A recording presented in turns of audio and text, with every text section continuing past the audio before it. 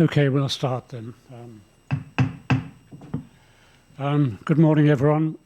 Welcome to the Foreign Correspondents Club of Japan here in Marunouchi, Tokyo. I'm Anthony Rowley. I'm a former president of the club, and I'll be acting as moderator today.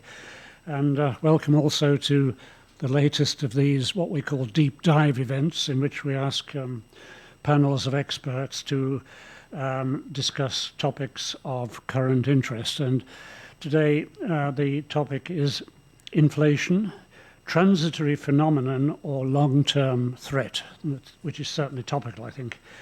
And to discuss this issue, we have three prominent economists, whom I'll introduce in the order that they will be speaking.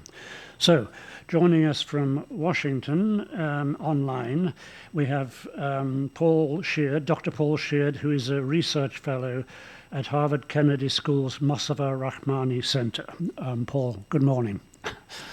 Morning, Anthony. Actually, I'm in New York. Oh, in New York. I'm sorry. That's sorry. No problem. Sorry, first mistake of the day. New York, correction.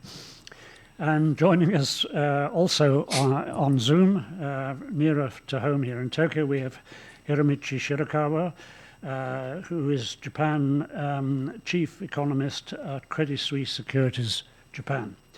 And joining us here in the room, as usual, we have Jesper Cole, a very well-known face in this club, who is an expert director for the Japan-based Monex group and an investment committee member of the Japan Catalyst Fund.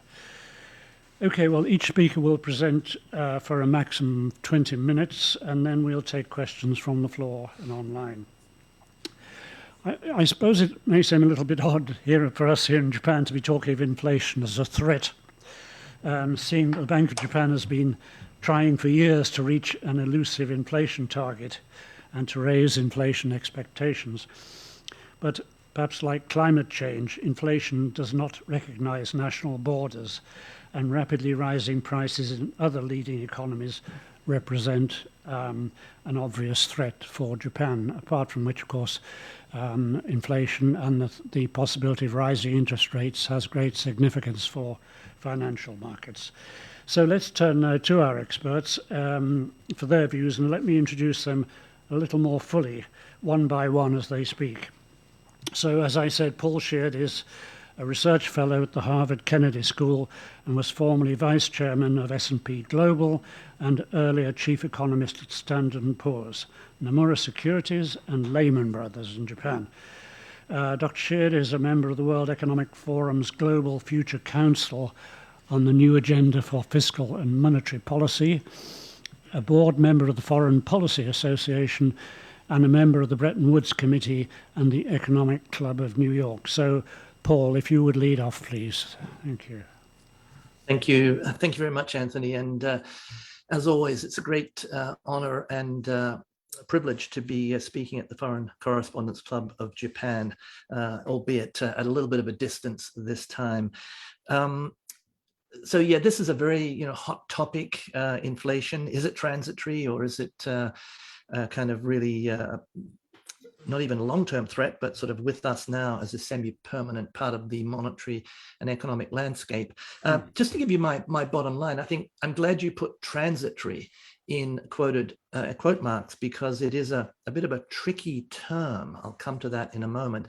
But just to give you my conclusion, I do believe that inflation, this high inflation, is transitory in the sense in which economists use that word.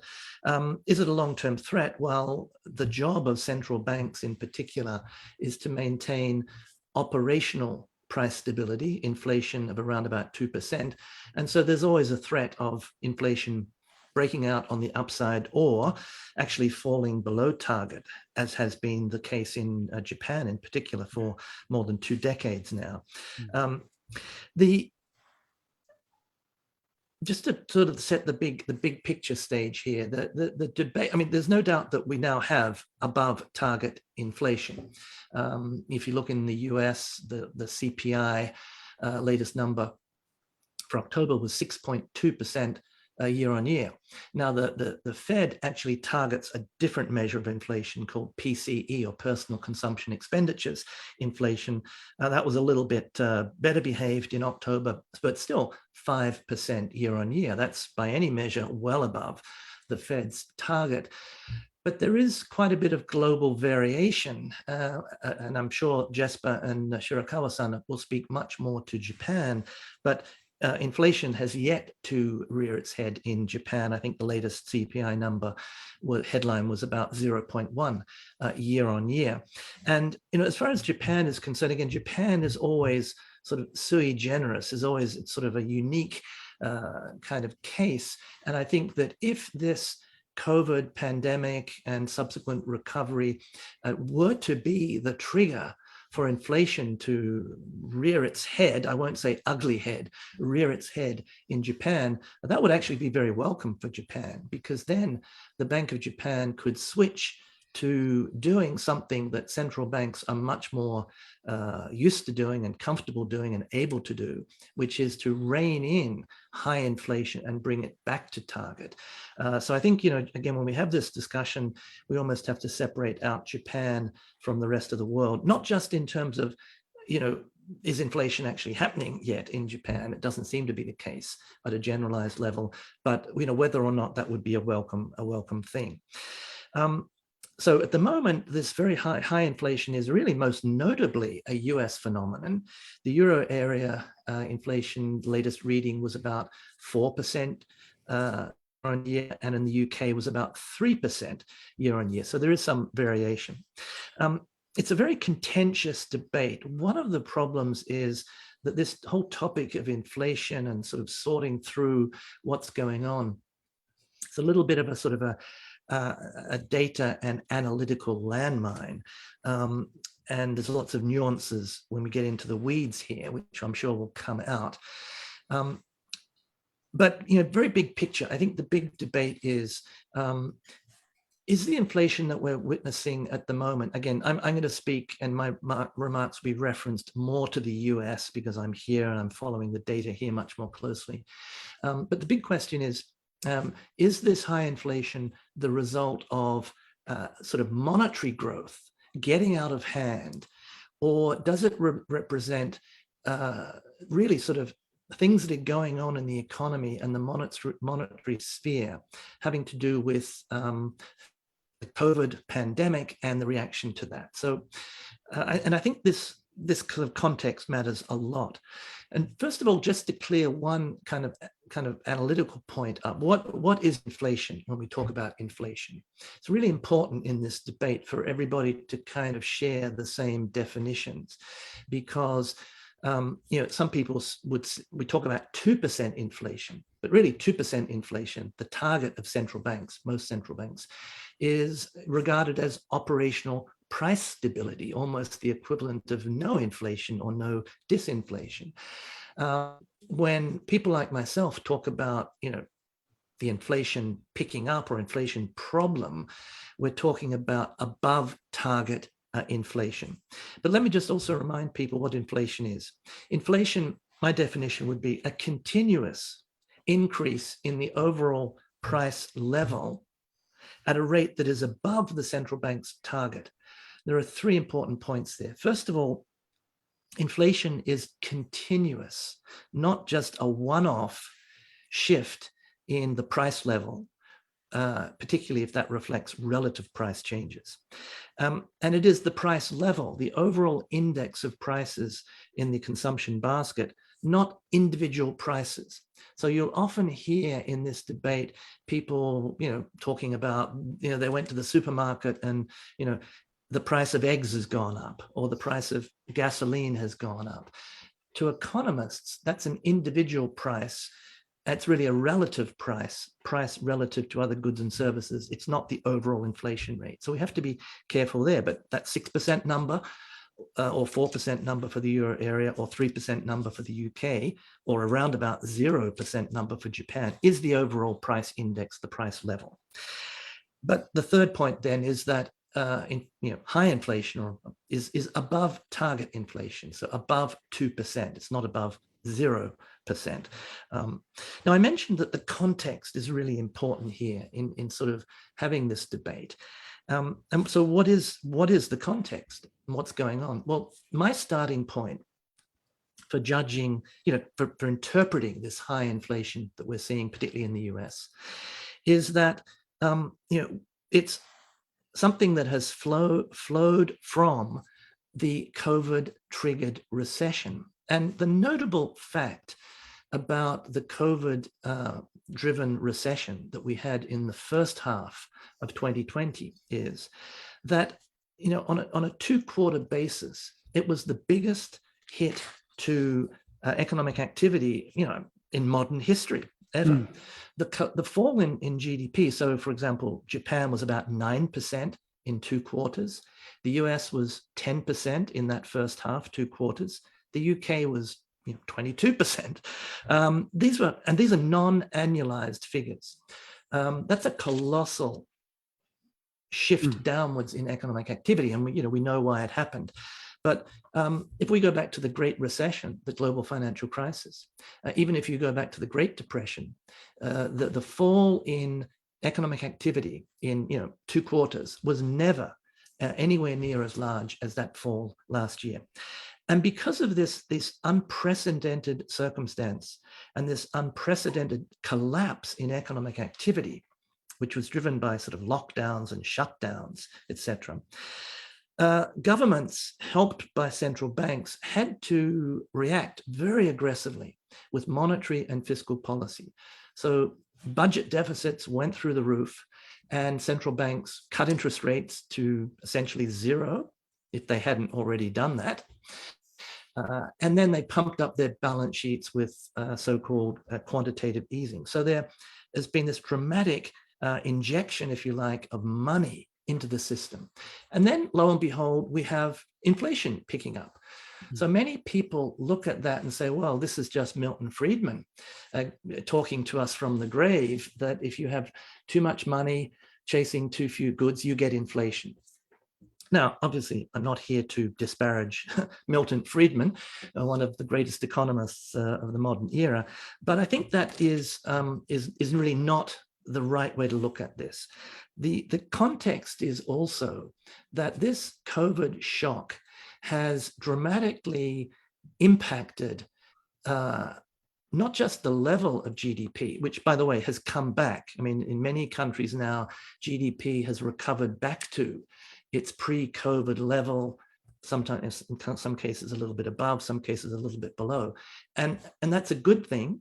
And I would give kudos to fiscal and monetary policymakers. And after all, this was not their recession. This was caused by a virus, not from sort of macroeconomic policy errors. But they reacted very well. And I think, full marks to central banks and fiscal authorities for providing the necessary monetary and fiscal stimulus to the economy to put it on that recovery track, helped, of course, by the fact that economies have, to a large extent, opened up. But what COVID did was to kind of scramble the supply side and the demand side of the economy. There are structural, and obviously everybody has been talking about supply chain disruptions and supply side disruptions. So there's been a lot of kind of this short-term-ish, I mean, we're talking about like the here and now, disruption to the ability of the economy to supply goods and services at the normal rate. But you also have had a kind of scrambling on the demand side. That is, the composition of demand has shifted as well.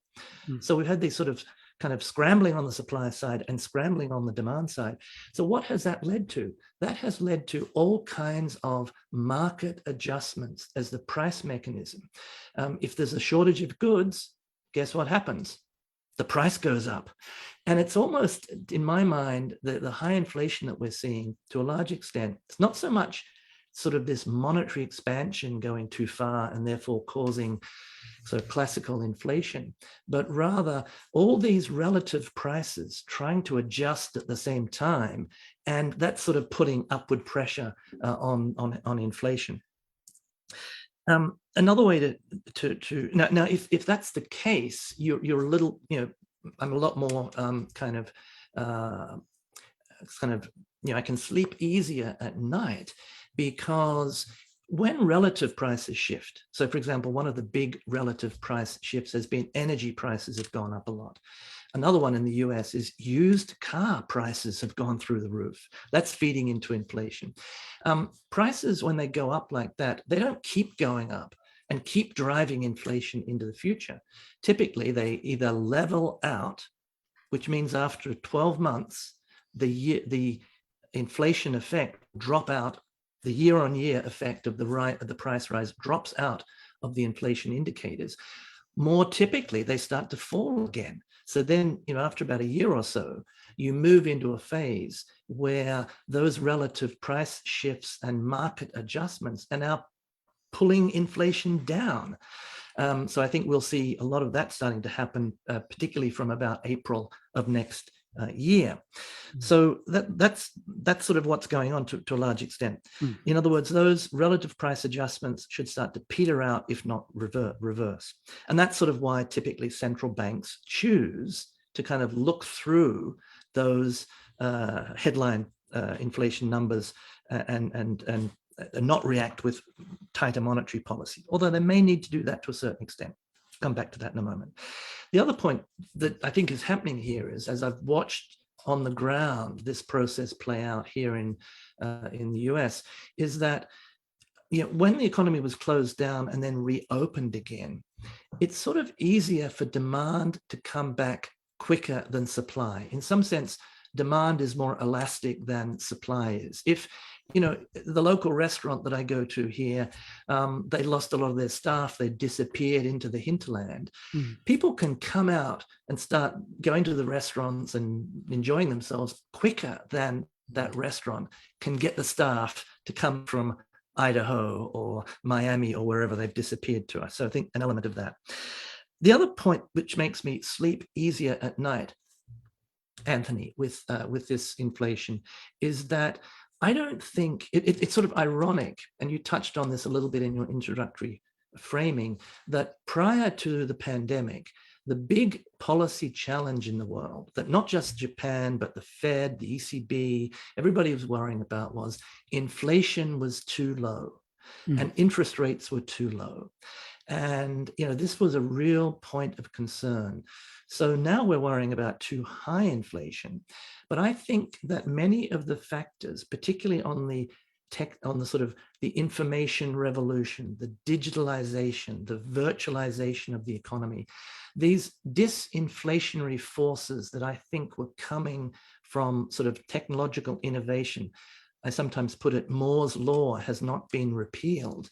Those forces are still, there, and I think that they will continue to put a counter-inflationary force on the economy. And one could argue that the pandemic has actually sort of sped up or sort of put some of these forces on steroids with telecommuting and telehealth, and the whole economy is becoming much more virtual.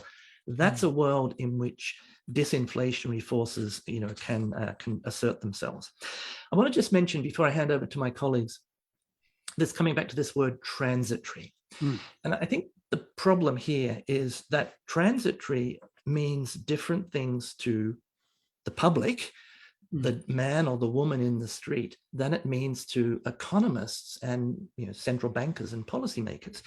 I think to the public, if you tell them, if Jay Powell says, don't worry, or Paul Sheard says, don't worry, inflation, this high inflation is transitory, they're thinking from paycheck to paycheck, bill to bill. They expect the high inflation to go away in a couple of months. But when economists and central bankers say, we think this inflation is transitory, what they mean is they think the high inflation will come down back towards the central bank's target largely of its own accord. In other words, it's not the kind of high inflation that needs to be met with very dramatic or aggressive monetary tightening. Because if inflation is going to come down anyway, that tightening is actually potentially going to do damage to the economy and maybe push it into recession. But if I'm wrong, Anthony, and actually there's something else going on, and maybe I'm not sure what Shirakawa-san and Jesper make of it all. They may have counter arguments. But if my analysis that I've shared with you turns out to be incorrect, the final reason that I can sleep well at night is that central banks have the mandate, they have the tools, and they have the independence from political forces in order to counter high inflation if it turns out that the high inflation is a very tangible, not so much long-term threat, but a threat that's, is upon us already. And the kind of irony, or in some sense, the obvious point, is because we've been through this at least 10 years for the Fed and the ECB, but for Japan, 20, 25 years of interest rates being cut to zero or even negative in the case of the Bank of Japan and the ECB, some other central banks, and massive expansion of balance sheets with quantitative easing, which is supposed to stimulate the economy, although it's rather weak at doing that. That all implies that the central banks have got tremendous interest rate and balance sheet ammunition to counter inflation if it turns out it's too high. So that's, I think, a point that we need to keep reminding ourselves of. Certainly, all is not lost here. I think for Japan, the inflation would be welcome. If it turns out that we are in an inflationary period in the rest of the world, central banks know what to do. And just final comment, a lot of talk about, are we going back into stagflation? Stagflation, that you're 70s style, was high unemployment and high inflation. At the moment, we have high inflation, but we don't have high unemployment. And I think it's much more likely that inflation comes down than that it stays high and unemployment goes up to get to a 70s stagnation kind of period. Okay. Thank you very much. Kind of period. Okay. Thank you very much. Thank you very much, Paul, for that very clear exposition. I should just mention that Dr. Sheard did not use slides today, but we're going to try to make available after this presentation to people who attend online or physically a copy of his main points. Okay, let's turn to Shirakawa-sensei. Shirakawa-san joined Credit Suisse Securities Japan Limited in April 2006 as Managing Director and Head of Economics for Japan. In June 2017, he was appointed Vice Chairman of Credit Suisse Securities Japan Limited.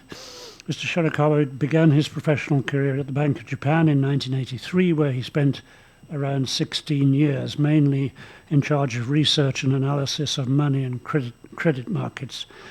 He was Special Assistant to the Governor in 1997 and 1998, when Japan, of course, was in the middle of a banking crisis.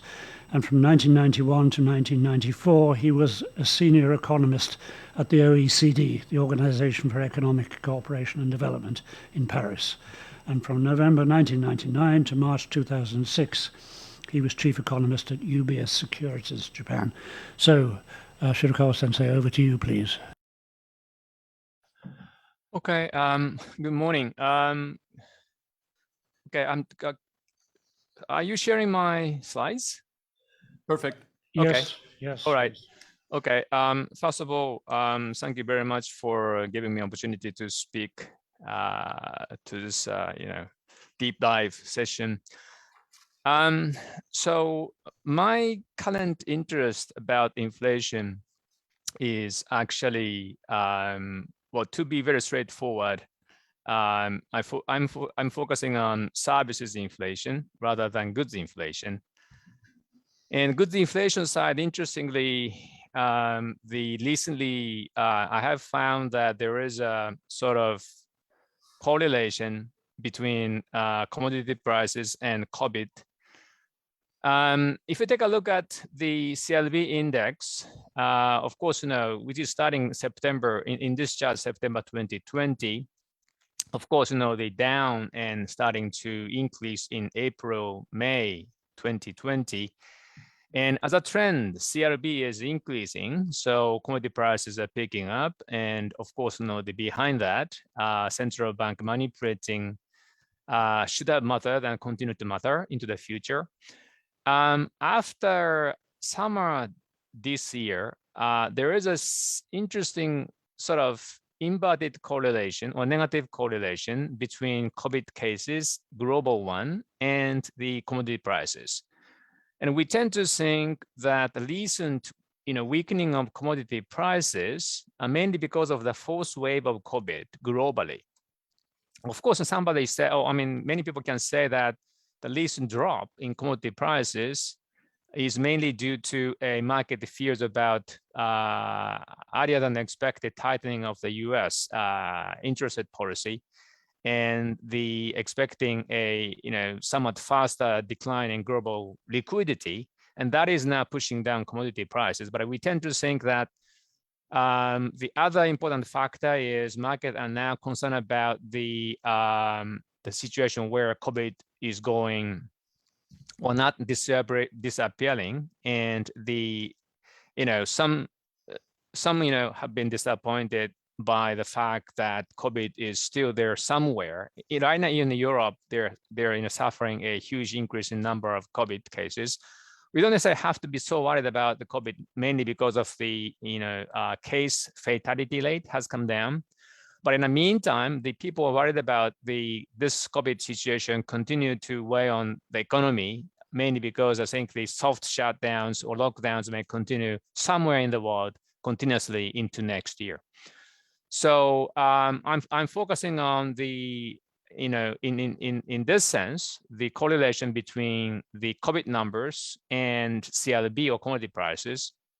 And if you take a look at the dynamics of commodity prices, the CLB index, back in summer, year-by-year change was like 60% huge.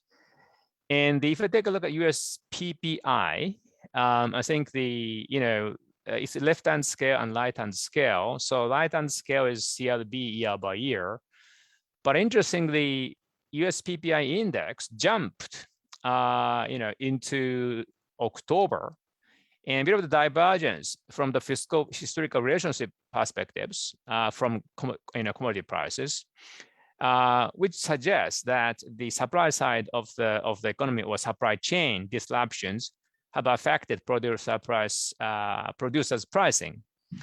But in the meantime, we tend to think that if commodity prices will stabilize at current level, by the middle of next year, CLB year-by-year change will go back down to zero, more or less. And if supply side disruptions, well, that problem is easing from here, and if the relationship between PPI and commodity prices becomes more normal, we are going to see PPI, for example, in the US, will go back down to zero, more or less, by summer next year. And the third chart doesn't necessarily so interesting to you, but I think this is I think relation between the commodity prices and final demand consumer goods prices. But it's the same thing. I think by summer next year, goods prices at least producer level will go back down very close to 0%. So unless commodity prices continue to go up, this is of course we have to have some assumption, because monetary policy globally may continue to push up commodity prices, or COVID situation suddenly shifting to a situation where the COVID is almost disappearing, or no worries or no cases. But unless we assume that, it's a bit strong assumption, but goods price inflation will definitely fade from here, not necessarily go back down to 0%, but we are not seeing a double-digit, goods inflation at producer level, at some, items on CPI level. So the focus should be on services inflation. And if I take a look at the US situation, for example, this deflator decomposition, and you see goods deflator now, around 7% or even 8%, and maybe next month or November, we're going to see even higher inflation from PC deflator side. We're going to have CPI for November tonight in the published in the US.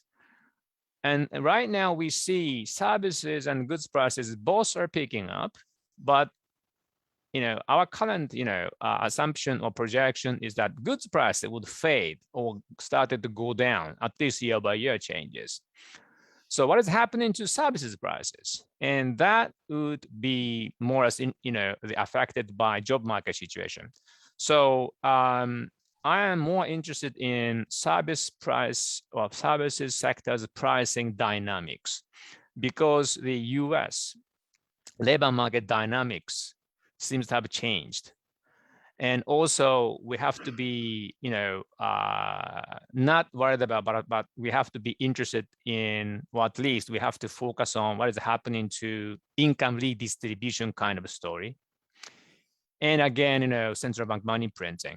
So I focus on US labor market dynamics changes that would affect wage setting or wage growth rate, and income redistribution also affecting wage growth, and money printing may affect wage setting through fiscal policy. So in that sense, services inflation will be the key from here into next year. Of course, the goods prices may continue to go up. If commodity prices continue to go up, oil prices continue to go up. But I think that seems to be a bit more transitory, and the supply chain disruption seems to be a bit more transitory. But in the meantime, the labor markets, the changes may not be so transitory. And when I made this chart, I was, sort of again surprised again by this huge jump in jobless rate in the US.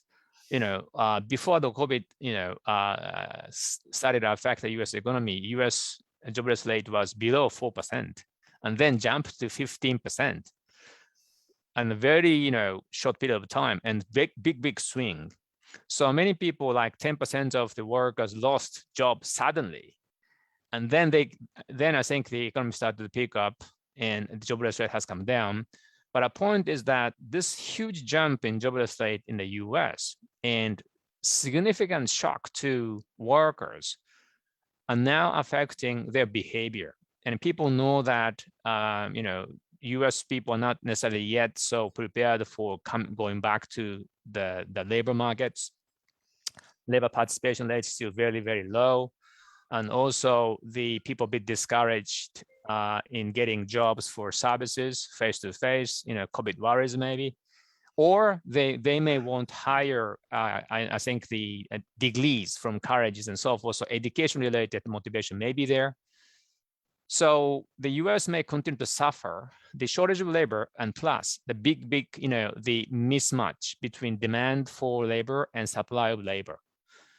If you take a look at the jobless rate reaction to COVID shock in Europe and Japan, much, the less volatile or much more stable.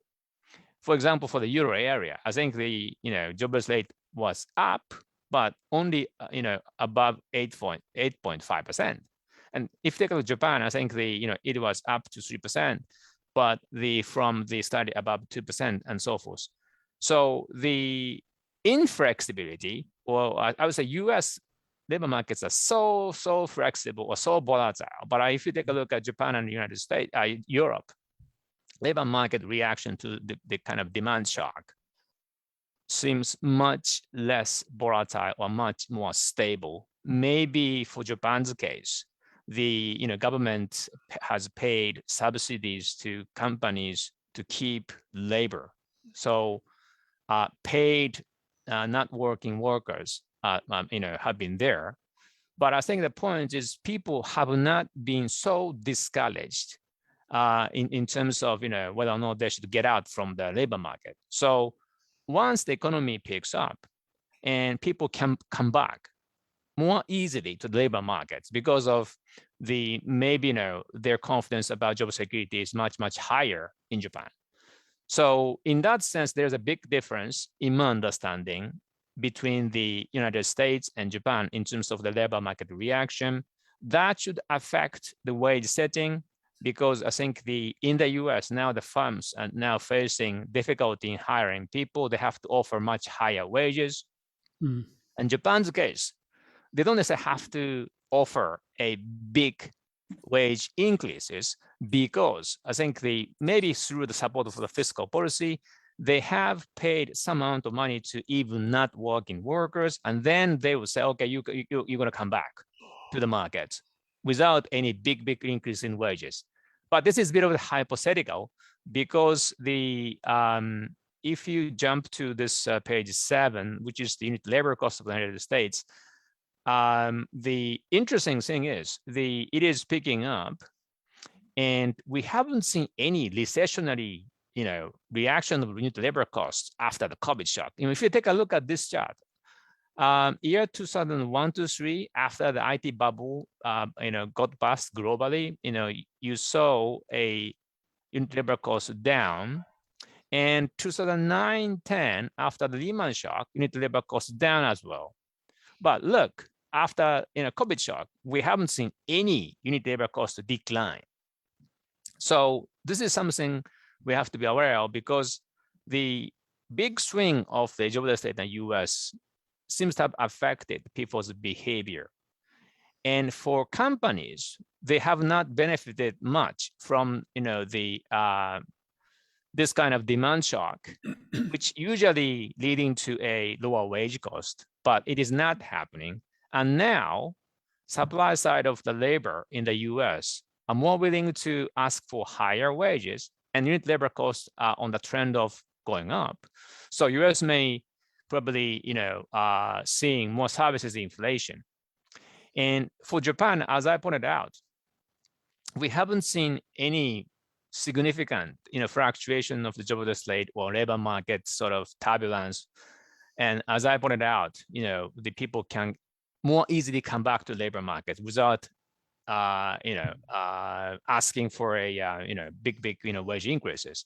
But Japan's case, interestingly, if you draw a chart of unit labor costs, very similar to the United States, and unit labor cost in Japan is picking up as well, and without, again, any sort of decline after the COVID shock. So we haven't seen kind of any wage, the labor market, recessionary situation, wage recession, wage depletion kind of story. But interestingly, the difference, big difference, but the same kind of chart. If you take the 7 and 8, sort of the same or similar. One thing I can tell is that the Japan's case is somewhat different in a sense that we're now seeing some topping out kind of charts. And we have seen, if you take a look at the US chart, it is picking up now on a trend. Japan's case, peaking out and a bit of declining. So from here on, unit labor cost in Japan may start to decline, and a bit different from the United States. But the point is, this is not because of the job market reaction to any shock. But my sense is that for Japan's case, maybe reflecting declining labor productivity, maybe income inequality kind of story. And Japan may be also facing some difficulty in hiring people on a structural basis rather than, I think, the cyclical basis. The US case is, I think, the cyclically very difficult and structurally somewhat more difficult than before kind of thing. For Japan, it's not necessarily cyclically so difficult to hire people, but in the meantime, structurally, because of aging population, and the I think increase in the services industry in the economy, I think started lower labor productivity, higher labor costs. So I'm really interested in what is happening to the labor cost inflation pressure in Japan and the United States, and I tend to think that the from here on, I'm maybe Jesper may talk about the European inflation story. Maybe he can talk about Germany and so forth. I'm most interested in the US and Japan. And in terms of the inflation outlook from here, US inflation rate is also peaking fairly soon because of goods inflation peaking, but maybe elevated for some time because of the services inflation pressure seems to be very, very strong. Japan's case, because of the CPI is now distorted by the mobile phone fee, significant decline in mobile phone, communication fees. That impact will disappear in April next year, and we're gonna see probably 1.5% kind of inflation rate next April to June maybe. And interesting thing would be if Japan's labor cost pressure would be bigger than what I now expect, U.S. Inflation will be more elevated than other industrial nations, but Japan may catch up. So the story would be more on the side of the service inflation or wage inflation rather than goods inflation.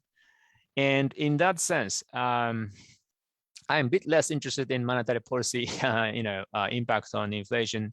I'm more interested in what is happening on the labor market dynamics on inflation. I stop here. Thank you very much. Thank you very much. Thank you very much. Some very interesting points we'll come back to later. Okay, let's turn to Jesper Cole. Just briefly, he worked from 1985 as a research fellow at the University of Tokyo and the University of Kyoto before beginning his career in finance. Later served as managing director and chief economist for two major US investment banks, JP Morgan, Japan Securities, and Merrill Lynch, Japan Securities. Currently, he's an expert director, as I said before, at the Japan-based Monex Group, an investment committee member of the Japan Catalyst Fund, and he also serves on the board of directors of the Okinawa Institute of Science and Technology. So, Jesper, you're on. Great, and thank you, Paul and Shirakawa-san for really a very good overview of some of the dynamics that are going on there. This is I was glad that Paul tried to go a little bit into definitions. Now what is inflation? It is when you pay $15 for the $10 haircut you used to get for $5 when you had hair. Sorry, I thought, a little bit of levity. I'm very concerned about inflation. I think that, for a variety of factors, both demand and supply based, I think that we are in for a significant ratcheting up in structural inflation globally.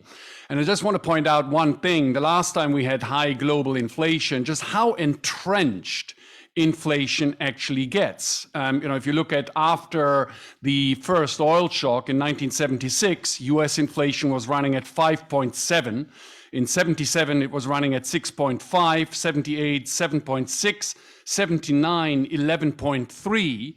That's basically 4 years of high inflation before Jimmy Carter, the president then, installed Paul Volcker, who stepped on the brakes dramatically. But stepping on the brakes dramatically still took a long time.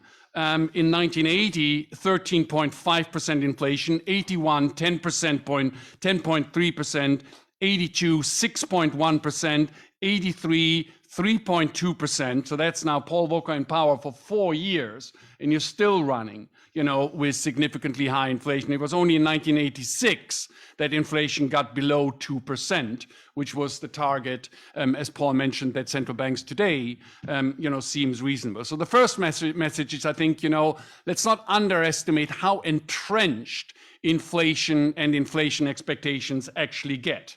Now, why inflation? And if you could flip to the next slide there, right? If you could flip to the next slide, please.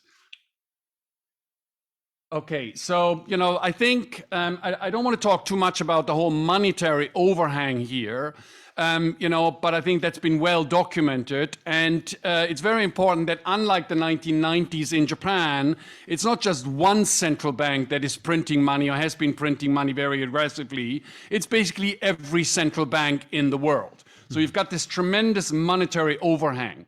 But over and above, you also have, a massive change in the basic way we consume goods and services, particularly goods, you know, with the internet, China, and ESG, you know, because of political directives, really changing the way the supply side works. I think it's fair to say that over the last 30 years, there's no question that the internet and the way the internet explores the delivery, whether it's B2B or B2C, was a massive disinflationary force. Well, now what do we see? First of all, we see that my Google email is no longer free. Now, if I use more than X gigabyte, I actually have to pay. So there's actually starting to be price power that is coming into certain internet services. And then, of course, over and above that, we've got a political attack in Europe, as well as now in the United States, on the internet, right? Which in the end is very, very likely to lead to higher, not lower prices structurally. China is the obvious one. Over the last 30 years, the factory of the world, massive disinflationary source. You know, China now, primarily for political reasons, both domestic, with Mr. Xi Jinping focusing on the domestic economy rather than on just the export-led model. Together with, of course, you know, the growing stranglehoods, the growing, mandates for political reasons for everybody to restructure their supply chains away from China. That means higher costs. And then last but not least, ESG. You know, whether we like it or not, greenflation, is a very, very real thing. And I'd like to quote Larry Fink. We've got to remember that we are a carbon-based economy at every little aspect. And changing that system away from a carbon-based economy is going to be very, very costly to bring onto place, all these different things. And let me go to the next slide here to show one concrete example. This is the price of fertilizer, right? And the price of fertilizer, is something that I monitor very, very carefully now. It has shot up, right? Because basically China, decided to pull out of the global market, wishing to consume, and use all its fertilizer, domestically. China is 30% of the global supply. That's not going to come back. And as a result of that, fertilizer prices go up, the margins for farms go down rather, and they either have to raise prices or they're going to go out of business, right? So that's something I think that's very, very important, and it's from this whole ESG thing, I think it is fine not to know where stuff comes from in general, right? That's you and I, we're just consuming. We don't really know where stuff comes from. But it is not fine not to know where stuff comes from when you're dictating to the rest of us how the economy should be run. I'm not making an argument against ESG, none whatsoever. I think that some of these initiatives are incredibly important, but we should just be aware of the price that you're paying for this. Specific example, Germany opted to go out of nuclear, and as a result of that, German energy prices are now twice the cost of what they are in France, just as an example. So let's not pretend that ESG is a free good or a free service. Now, into some of the specifics here, and I want to steer the discussion a little bit in some of the differences between Japan and the United States and Japan, and the rest of the world. And if you can go to the next slide here, in the here and now, exactly as Shirakawa sensei, pointed out here, if you actually look at the snapback in consumption in the United States of America, you see that goods consumption snapped back very, very dramatically. Right? And you see that goods consumption is actually about $600 billion above the pre-COVID trend. So there's no question that there's a demand side that has actually happened here. Now, if you go to the next slide, in the United States, however, services consumption is still running about $1.5 trillion below the pre-COVID trend.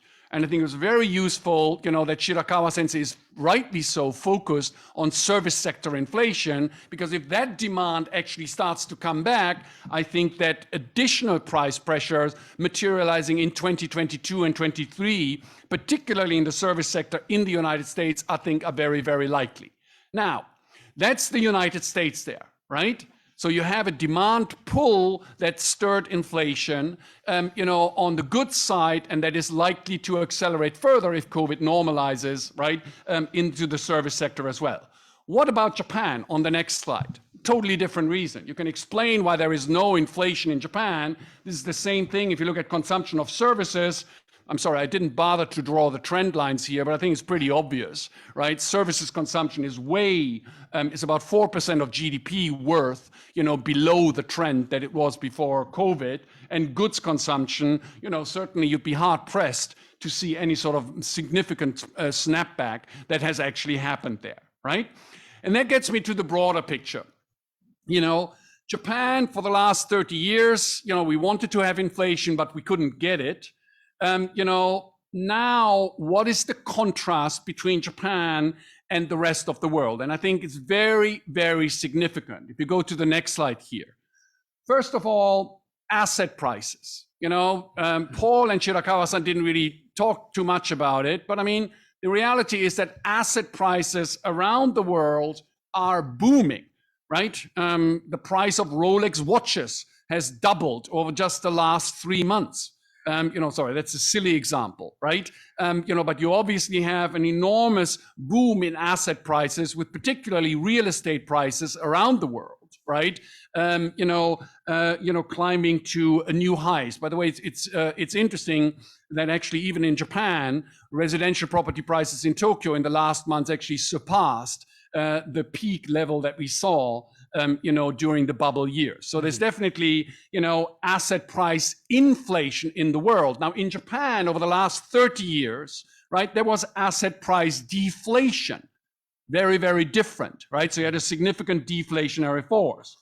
The second element, if you go to the next slide, you see that in Japan, we basically, since 1994, 1995, we had wage deflation, right?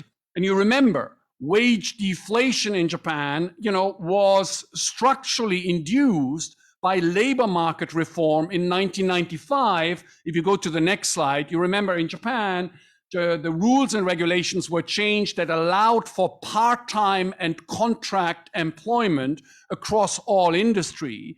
As a result of that, you see the end of the salaryman, that basically since 1996, the only net creation of jobs were part-time employees, which are basically about 30% cheaper than full-time employees. Now, in the United States and in Europe, you see exactly the opposite. I mean, there's no labor market reform that is happening.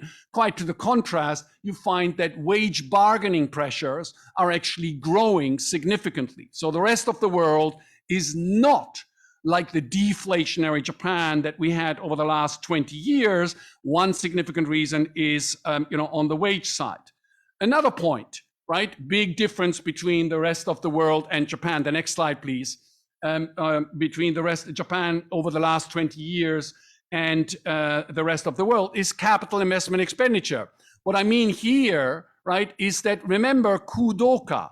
Basically, since the mid-1990s, corporate Japan opted for high cost reasons to leave Japan and build factories around the rest of the world. So on the demand side, we had a structural disinflationary element in the domestic Japanese economy because the leading Japanese industrial companies were investing overseas rather than domestically. This, I think, is very, very important. And of course, we see none of this disinflationary force, right? In the United States or indeed in Europe. Finally, a couple of other points, right? One is on the next slide, please, is on the trade side, right? Japan during the 1990s opened up to the world economy. Tremendous amount, of import increases in import penetration, which led to lower consumer prices, lower inflation here in Japan. Remember, in 1997.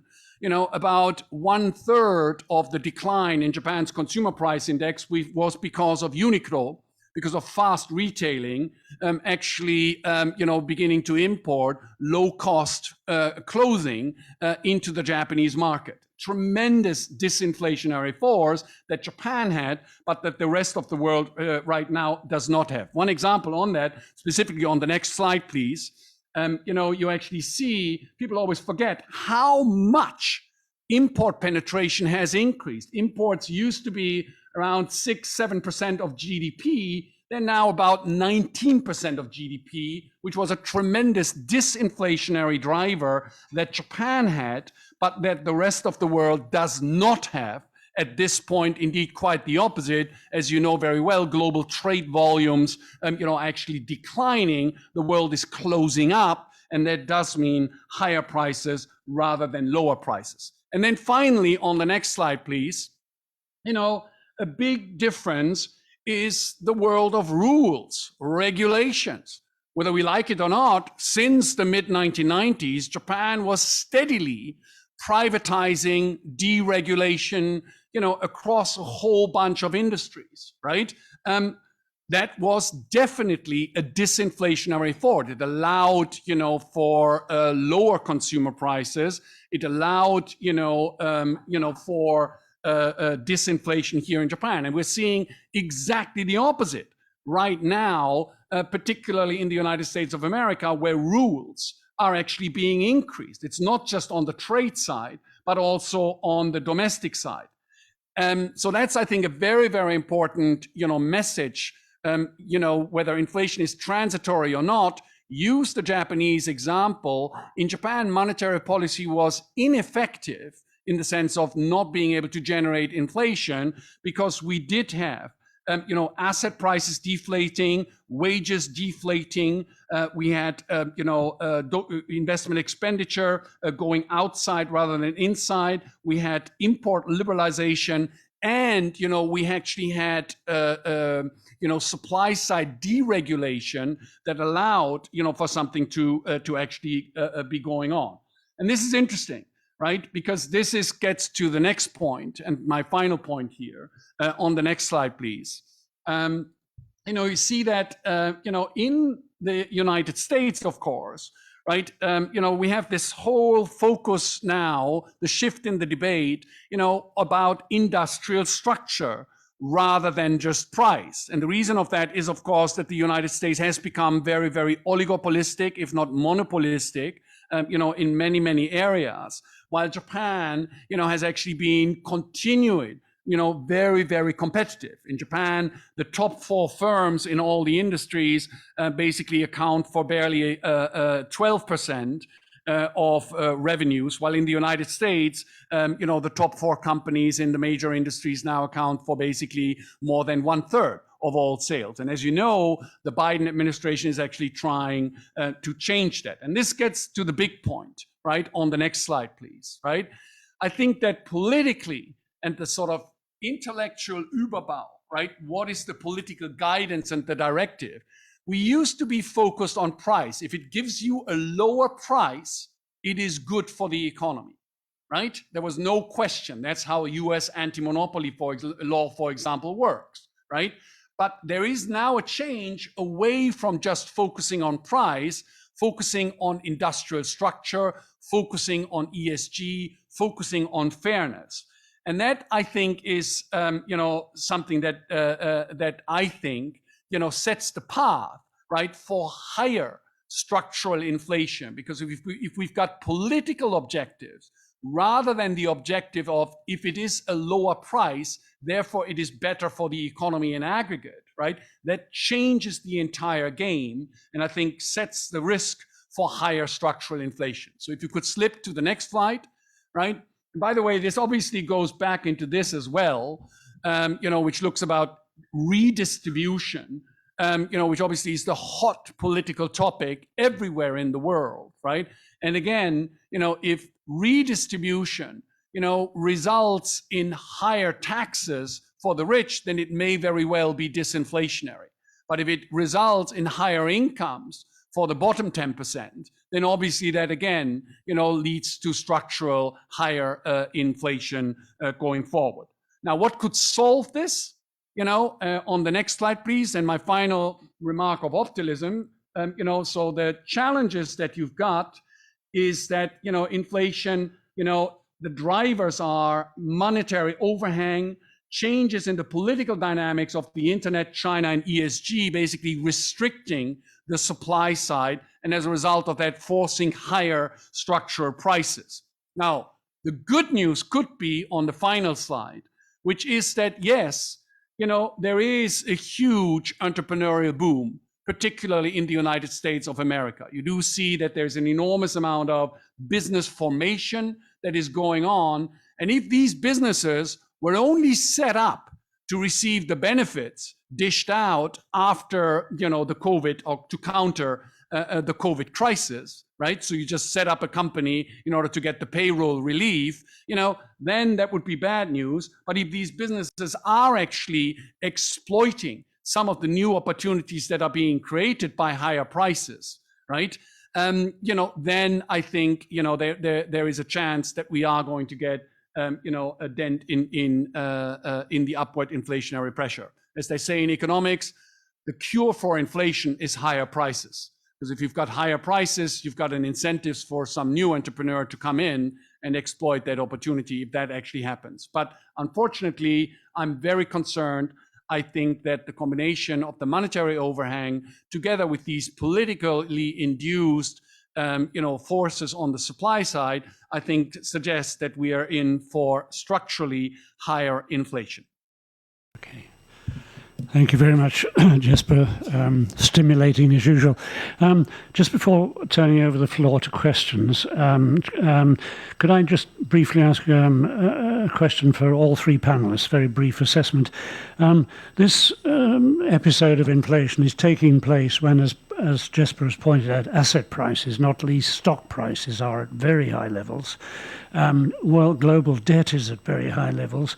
So to what extent are central bankers going to be constrained in increasing interest rates to control and calm inflation if at the same time they're very worried about precipitating a stock market crash or possibly a debt crisis? Let's start with you, Paul, if you would.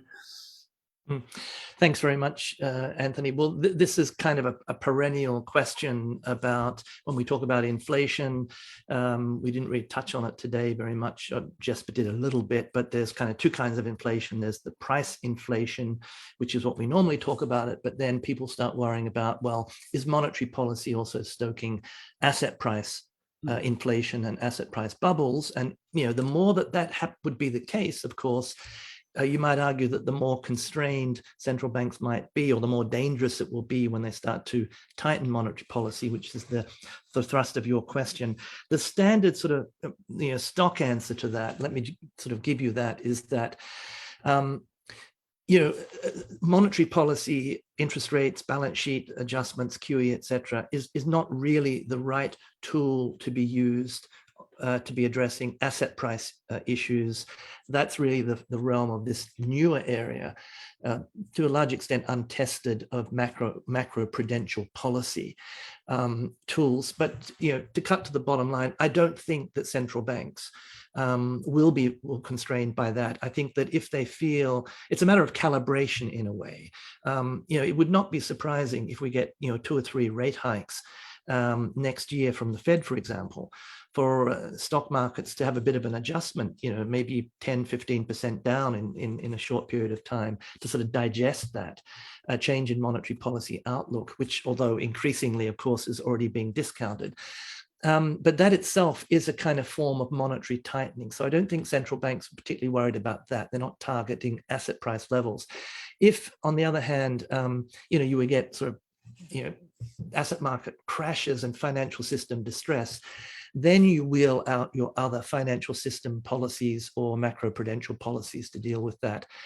So I don't think that if your question, Anthony, is have central banks got themselves into a trap with all the monetary easing from which they cannot extricate themselves, I don't think that's going to be the case. Okay, thank you. Shirakawa-san. Well, I have a kind of similar sense. I think the point is that the central bank wants to sort of not necessarily control, but influence the market, influence expectations. and tightening monetary policy, that should have definitely a downward impact on stock prices. But in the meantime, the stock prices are not necessarily declining significantly if expected, the corporate profits remain healthy. So I think the issue is whether or not central bank is really affecting the expected path of, for example, EPS into the future. So I think one thing is, of course, the dynamics of the interest rate hike and credit markets reaction, possibly on the negative side, that would be affecting economic outlook, and then stock markets crash further. That might not be that so. I think the interesting thing happening for central bank. So is it the case for them only to control the kind of diverged on the upside of inflation expectation? Are they really want to just affect that, or their tightening would also affect even the real economy dynamics as well? And for that, central bank have maybe a bit, I would say, the reluctant to give the market the sense that they would like to change the expectation or dynamics of the real economy rather than expect the inflation rate kind of thing. And the possibility is that the Fed may be taking a pause if the stock markets, the dynamics changes in a sense that the outlook for the real economy also changes because of late hike by the Fed. I don't see that's really happening, mainly because of the fiscal support and the wage increase and so forth. So I don't expect any major crash of the stock markets, but still there's a risk for them to reconsider a sequential late hikes into 2023 if the market's correction is really significant. I stop here. Okay, thank you. Jesper, please. I think we're just, I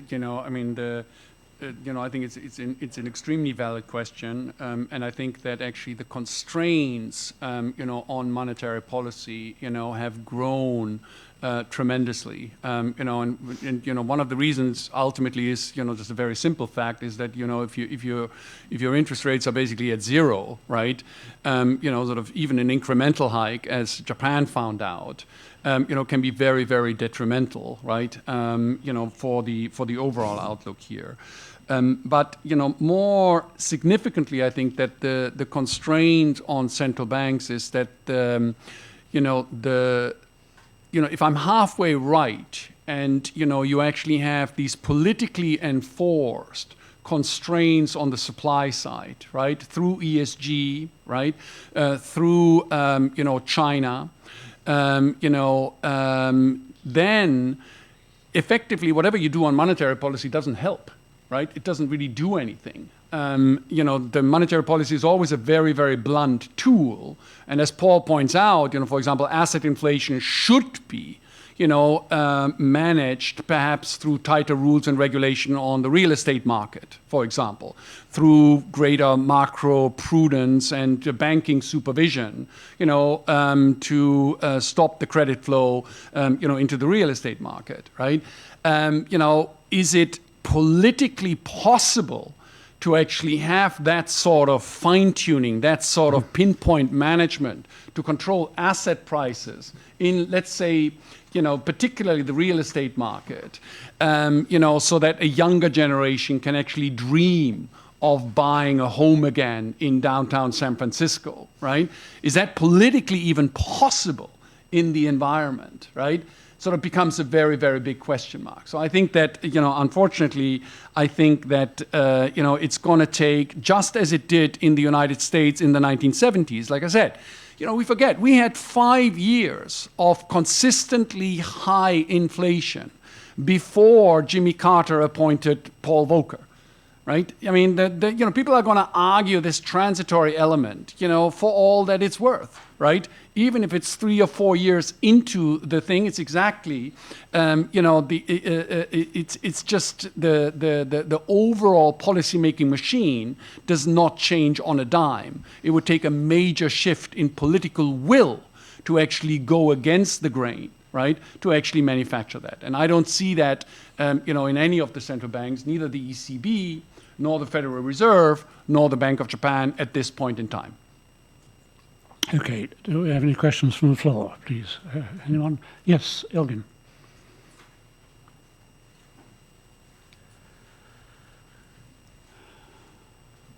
Hello, good morning. It's Ilgin Yorulmaz, BBC World Turkish.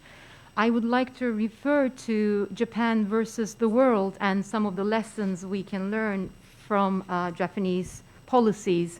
So I would like to perhaps ask this question to all three of you.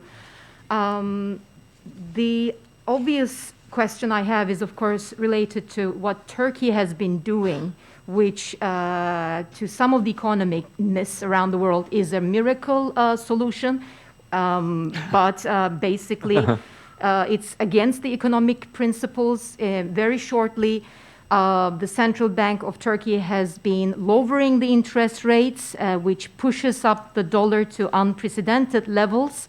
I believe it's $1 to 13 lira now, 40% devaluation. And the inflation has been soaring. The official rate is about 20%, although the actual percent is probably around 40, 50%. And the government insists that lowering the interest rates makes the country more competitive in terms of exports. The exports increase, the imports decrease, the current account deficit becomes lower, and we can become the next China. So my question is two actually questions. Is high inflation a cause or an effect of high interest rate? And also, can interest rate reductions like this help stabilize a plummeting currency and soaring inflation? Thank you. Okay, thank you. Let's stick to the order then. Paul, would you like to take on board those two questions, please? Right. Well, and the second one, no, definitely not. That is not the way to fight inflation. Is high inflation a cause of high interest rates? Well, I think the way I would look at it is the standard paradigm is that inflation is a macro phenomenon to be controlled by primarily monetary policy, but also fiscal policy. So that's kind of the direction. If you have high inflation, you turn your monetary and fiscal knobs in the right direction, which is one of tightening monetary policy, which means raising interest rates. If you're doing QE, stopping the QE and shrinking the balance sheet. And in terms of fiscal policy, raising taxes, maybe cutting expenditure. That's the normal kind of mix. So I don't think that, with all due respect to President Erdogan, he has discovered some new secret monetary or economic policy mix. But just, the sort of Japan versus the world point, and where I thought you might be going to go, but let me just throw this in. I think a key part of a key question, something we've learned from the Japanese experience, and to a certain extent from the Fed and the ECB's experience in the last 10 years, is that there is an asymmetry in the way that monetary policy in particular works, in that it's much easier to control and bring down high inflation than it is to reflate the economy. And if I just kind of come back to a point that Jesper sort of made, because he mentioned the 1970s and the Volcker experience, I would just point, and he's right, that inflation is really driven, future inflation outcomes are driven very much by the public's expectations of inflation. So the central banks managing and controlling the public's inflation expectations is the critical variable here. And so that's the open question. But the asymmetry means that, if inflation does really the genie gets out of the bottle, the big question will be, do central banks have the political independence in order to quell it? And I guess I'm in the more optimistic camp there, because there has the paradigm, the policy framework we now have in the world is very, very different from the one that Jimmy Carter was looking at and Paul Volcker had to deal with. So have those lessons been institutionalized in the framework? We're perhaps about to test that hypothesis, but I remain fairly optimistic that they have. Okay, Shirakawa-san, would you like to just comment on those two questions, please? Okay, I'm not expert of Turkish economy, and And we actually know that the current situation of Turkey is a bit of the headache to even Japanese investors, because I think Japanese investors have bought a lot of Turkish-rated bonds, and because of the huge decline of Turkish lira, I think they are now suffering a huge loss. Well, the point would be that this devaluation of the currency. My interest is on whether or not that is really discouraging imports and encouraging exports. And for now, or so far, we haven't seen any major reaction of the trade balance to exchange rate devaluation. And actually, exchange rate devaluation is only just worsening inflation pressure, combined with the supply chain related disruptions and commodity price increases. And I think my sense is that because of Turkey's trade structure, exchange rate would not be so influential on trade balance. So no kind of market mechanism in terms of making the trade balance improving, even if devalue significantly. For Japan's case, if currency devalue such a the significant amount, that should be definitely stimulating exports and discouraging imports. Trade balance improved, currency stabilizes, inflation stabilizes, real rates pick up and currency stabilizes further and so forth.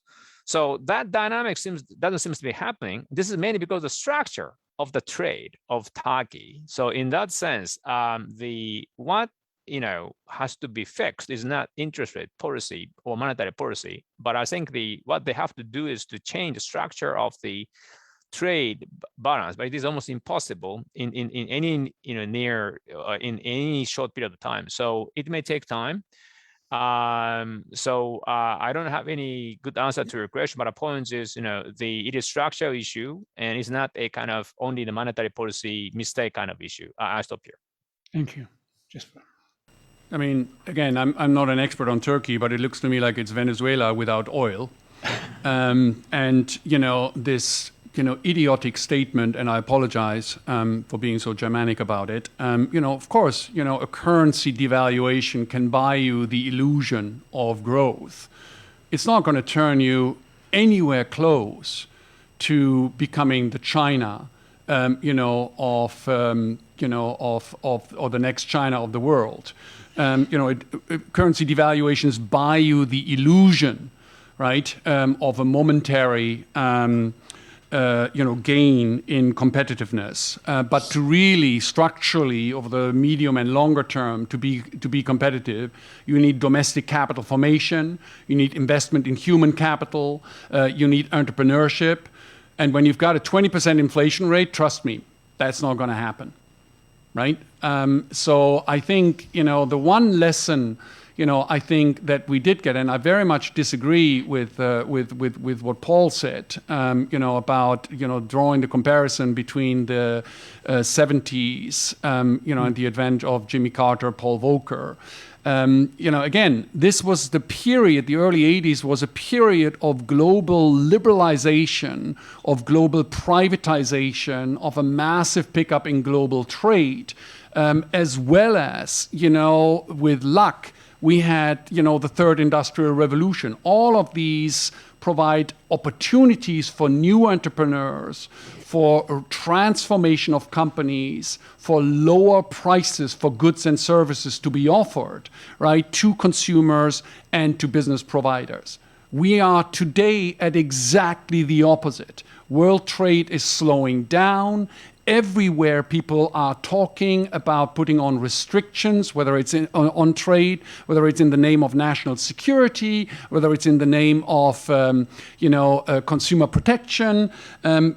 It is a mindset that unfortunately fundamentally has changed, and that's unfortunately the big reason. When was the last time we had any of the significant politicians speak out for global free trade? It's been a long time. And even the IMF and the World Bank has become very convoluted, right, in their statements, on these sort of things. So it's a very dangerous world that we live in. It's not a very dangerous world, sorry. It's a very political world that we live in.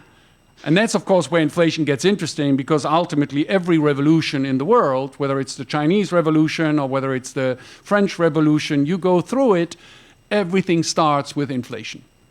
When the price of bread goes up, you have a problem. Okay. China, I think, is one of the few countries that is speaking out in favor of free trade. Kurt, yes, please. Go ahead. Come on, Anthony.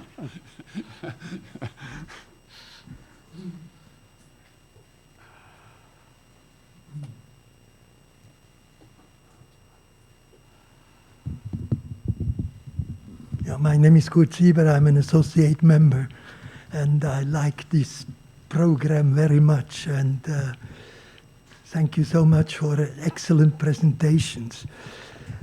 Before asking my question, I have two things to say. First, I would like to thank Paul for sending me all these materials from the United States.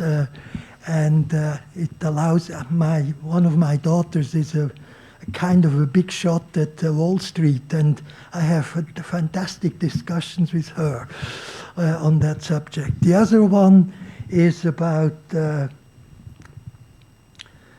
Credit Suisse. Frankly speaking, I would like to see a little bit more inflation at the stock exchange of Credit Suisse, and I wonder what the top management of Credit Suisse is doing to improve the present situation. So my question is all about these wonderful things and the very interesting things we have heard. How does this work out at the end? In foreign exchange, nobody can claim that Switzerland is manipulating the rates. In fact, Switzerland is moving up much too fast. Thank you so much for your explanation. Thank you. Thank you, Kurt. Okay, so exchange rate effects. Paul first, please, as usual. Oh, thank you. Well, first of all, thank you, Kurt, for those nice words. And I'm going to sort of punt foreign exchange. I mean, exchange rates, we have free floats in pretty much most of the world now. Exchange rates are essentially driven by, a host of factors, both real and nominal and policy related. And, I'm kind of thankful that I was born as an economist and not as a foreign exchange strategist. But if I could just, steal 1 minute to respond to Jesper, because he took my name in vain, which is that I think a lot of what Jesper is talking about is really he's talking about structural inflation. It's relative price shifts. And a lot of the points, very interesting. I think the issue of how does ESG impact on economic growth and markets and all sorts of things is very, very important topic. What sort of legs will ESG really have at the end of the day, as opposed to perhaps a lot of lip service being paid. But that also impacts on potential growth rates. Inflation is a very different phenomenon. I mean, free trade, the link between free trade and inflation is not really one that you can draw in a clear way. It can have obviously has huge effects for standards of living, but the overall inflation rate is something very, very different. And I just come back to my point. The last 50 years has seen a complete kind of revolution in the way that economists and policymakers think about the policy framework for controlling inflation. And maybe central banks, when they have to come to take the punch ball away, will not do their job. But the incentive structure, the framework under which central banks work now, is very, very different from the 1970s, and really reflects the lessons of the 1970s and the lessons that Paul Volcker in particular delivered. But Paul, sorry, isn't exactly like, look at the Federal Reserve, for example. It's very clear that the framework has changed in the sense of that the focus on employment, has increased relative to the focus on inflation. So as a result, there's structurally a higher tolerance for inflation at the current Fed compared to 10 years ago or 20 years ago. I mean, the framework that they changed, and announced, I think August of last year, does move a little bit in that direction. I would say it's really more reflecting the idea that the Fed has decided not to sort of jump the gun on a forward-looking view on employment, but rather wait for the economy to show signs that the labor market has really tightened. And perhaps you could argue we're seeing that now. But no, so I mean, the economics that you and I were taught, and then they're now focusing on a lagging indicator rather than a leading indicator, right? No, I mean they're focusing on both, but the fact of the matter is the Fed takes its inflation target very seriously, and they would not be prepared. I don't believe they would be prepared to sacrifice that. Okay, I'm sorry, but we are approaching the end of our time, so I must cut off this bilateral debate, if I may. Okay. Jesper, could you just comment on the Kurt's question of impact on exchange rates of inflation? God, I mean, look, I mean, I think, Paul is absolutely right here. It's like, as you know, the reason they invented weathermen is to make the foreign exchange forecasters look good, but, so look, I mean, I think that, at the end of the day, the thing that I'm watching very carefully, right, is the Chinese currency. Because I think that, obviously the People's Republic of China, we didn't talk about, sort of about their inflation issue there, which is primarily an asset inflation issue, as well as a food price inflation issue. How do they control this? But the people who do China forecasting for a living, are seriously concerned about a potential slowdown, right, in the economy to even as low as 3.5%, 4%, right? And the question is, if and when, the communist leadership actually feels pressure on Chinese unemployment going up, if that pressure happens, I think we are at risk of the renminbi, of the Chinese currency, actually being devalued. And when that happens, then you've got obviously tremendous ripple effects down, right? To all of the other currencies and all of the other economies as well. Interesting point. Okay, I wonder if I could just ask the panelists for a quick wrap up, a sort of net. I mean, we've heard that